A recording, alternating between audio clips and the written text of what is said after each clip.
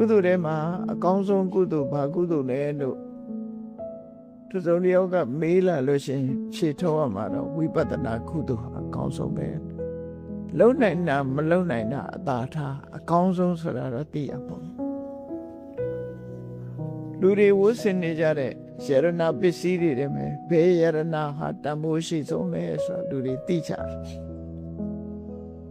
ဝတ်ဆင်နိုင်တာမဝတ်ဆင်နိုင်တာအသာထားဘယ်ယရဏဟာတန်ဖိုးအကြီးမားဆုံးဆိုတာတော့သိချရတာပဲမဟုတ်လားအဲ့ဒါမျိုးလို့ပဲ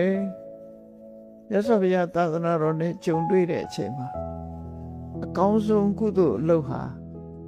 ဒါနကုသိုလ်လားသီလကုသိုလ်လားသမထကုသိုလ်လားလို့မေးလို့ရှိရင်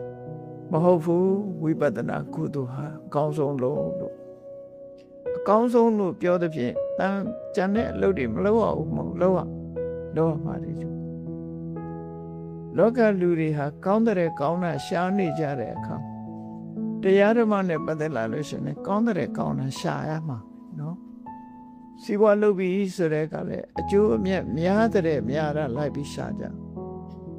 အဲ့ဒါလိုပဲဘုရားသာသနာတော်နဲ့ကြုံတွေ့တဲ့အခါဒါနကုသိုလ်လေးနဲ့တင်ကျင့်납မနေနဲ့အောင်သီလကုသိုလ်လေးနဲ့လည်းကျင့်납မနေနဲ့အောင်ကျင့်납မနေနဲ့ဆိုတာဒါနသီလပြည့်စုံပြီးတဲ့နောက်ဆက်လုပ်အောင်လို့ဆိုလိုတာနော်ဒါနကိုပြစ်ပယ်ရမှာပြောတာမဟုတ်ဘူးသီလကိုပြစ်ပယ်ရမှာပြောတာမဟုတ်ဘူးကိုယ်မှာဒါနကုသိုလ်တွေရပြီသီလကုသိုလ်တွေရပြီသမထကုသိုလ်တွေရပြီဆိုလို့ရှိရင်